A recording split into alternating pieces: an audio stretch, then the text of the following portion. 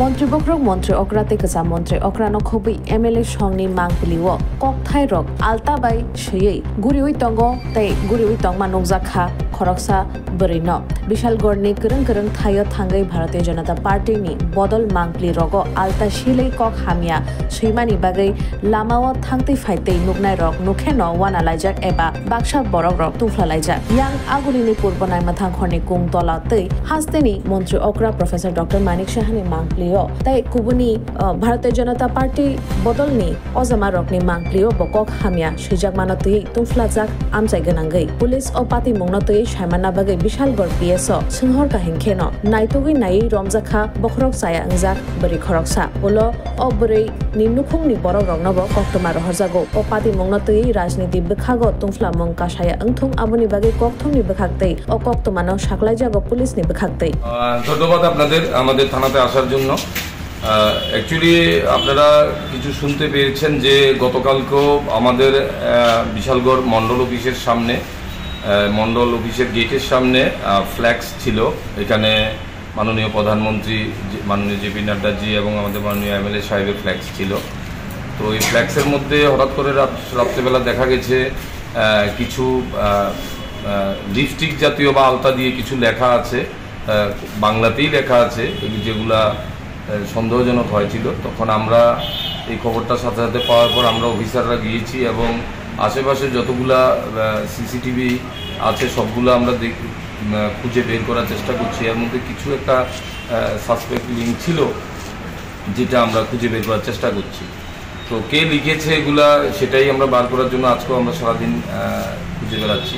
আজকে হঠাৎ করে কিছুক্ষণ আগেই আবার একটা ইনফরমেশান এসে অফিস টিলা বিজিবির একটা বুথ অফিস আছে তাদের, সেখানে বুথ অফিসের সামনে মাননীয় আমাদের সাংসদ বিপ্লব কুমার দেব স্যারের একটা ফটো আছে, ফ্ল্যাক্স, সেটার মধ্যেও কিছু আলতা দিয়ে কিছু লেখা হয়েছে, কিছু যে ভাষাগুলা একটু বলা মুশকিল, বাজে বাজে মন্তব্য লেখা আছে। তখন এখানে বিশালগড় অফিস টিলার অনেক লোক দেখেছে এবং পার্টিতে অনেক লোক দেখেছে, এখানে জনসাধারণ দেখেছে, আমাদের ইনফর্ম করেছে, আমরা গিয়েছি, ওনাকে আমরা থানাতে নিয়ে এসেছি। অ্যাকচুয়ালি ওনার নাম ওইখানে আসার পর জিজ্ঞেস করতে পেরে ওনার নাম জানতে পেরেছি। ওনার নাম রীতা সাহা, স্বামীর নাম পরেশ সাহা, ওনার অরিজিনাল বাড়ি কামারপুকুর পাড়। ওনার এখানে বাবার বাড়ি অ্যাকচুয়ালি আমাদের বিশালগড়ে যে সৎসঙ্গ আশ্রমটা আছে এটার পাশেই ওনার বাবার বাড়ি আছে। কীর্তিশচন্দ্র শাহ উনি ডিলার ছিলেন, ওনার বোন বা যারা আরও ফ্যামিলি মেম্বাররাও আছে। উনি গতকালকে এখানে এসছেন, এসে ওনাকে যখন আমরা জিজ্ঞাসাবাদ করতে পেরেছি, আপনারাও জিজ্ঞাসা করলে পারবেন, উনি বলবে যে গতকালকে যখন বৃষ্টি বন্ধ হয়েছিল তখন মন্ডল অফিসের লেখাগুলো উনিই লিখেছেন, উনি স্বীকার করেছেন। লিখে উনি এখানে আশ্রম, অনুকূল ঠাকুর আশ্রম বা জগন্নাথ মন্দির আশ্রম উনি গেছেন, আরতি করেছেন, রাত্রে এখানেই ছিল। সকালবেলা বেরিয়েছে, আবার হসপিটালেও গেছেন, উনি ডাক্তার দেখিয়েছেন বললো, এবং দুপুরবেলা অফিস টিলা বিজিবি অফিসের সামনে ফ্ল্যাক্সের মধ্যে উনি আবার লিখেছেন। তো আপনাদের সংবাদ মাধ্যমে আমি দেখতে পেয়েছি যে আগরতলাতে মাননীয় মুখ্যমন্ত্রী একটা ফটোর মধ্যে সেম এই ধরনের লেখা আজকে পাবলিশড হয়েছে।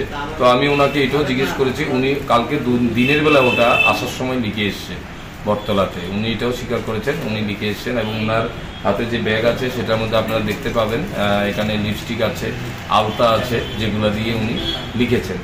তো ওনার হাজব্যান্ডের সাথে কথা বলে বা ওনার যে ননদ এখানে ফ্যামিলি মেম্বার আরও এসছে তাদের জিজ্ঞেস করে আমরা জানতে পারলাম উনি অনেকদিন ধরে কিছুটা মানসিক অবসাদগ্রস্ত আছেন। সেটা ওনার ফ্যামিলি মেম্বার থেকে আমরা জানতে পেরেছি। ওনার হাজব্যান্ড আসলে আমরা সেটাকে ওনাকে লিখিত আকারে লিখে ওনার হাজব্যান্ডের কাছে আমরা ওনাকে হ্যান্ড ওভার করব। তো আপনারা দেখলেও দেখতে পাবেন যে ওনার ব্যাগেও আলতা এবং লিপস্টিক, মানে মূলত এটা কোনো অন্য কোনো রাজনৈতিক ইস্যু বা অন্য কিছু নেই, মানে একজন ভারসাম্যহীন মহিলা। ঠিক, এটা যে লেখাগুলা, যে মন্তব্যগুলা, যে অশ্লীল ভাষাগুলা প্রয়োগ করা হয়েছে সেগুলা অ্যাকচুয়ালি কোনো সাধারণ মানুষ লিখতে পারবে না, এবং সেটা উনি মানসিক অবসাদগ্রস্ত বলেই উনি লিখতে পেরেছেন এবং সেটা উনি স্বীকারও করেছেন। আমাদের বিশালগড়ে দুটো ঘটনা হয়েছে। কালকে আসার সময় উনি কালকে বটতলাতেও মাননীয় মুখ্যমন্ত্রী সাহেবের যে ফটোটা আছে সেটাতে উনি লিখে এসেছেন, ওটা উনি স্বীকার করেছেন। মন্ত্রীরা ফ্লেক্সের মধ্যে এইভাবে বিভিন্ন কথা লিখছেন কেন? তাহলে কি আমার জেলবাসী হবে? হ্যাঁ? যদি জেলবাসী হয় আমাকে জেলে দিয়ে দাও, আমার তার তো আরাম আছে, ওখানে আমি ঠাকুরের সেবা করবো। না না, নেতা মন্ত্রীদের এমএলএর ছবি নেতা মন্ত্রীদের কথা লিখতেই হয়, যেহেতু এখানে এখন জেলতে আছি। সোজা কথা বলেছি, সোজা কথা, তার সাথে আমি বাঁকা কথা বলতে চাই না। আর কিছু রেকর্ড করবে? জলের নিচে ডুবে থেকে নানান রকমের নির্যাতনে ভুগি, কিন্তু কোনো বিচার নেই, কোনো শাস্তি নেই।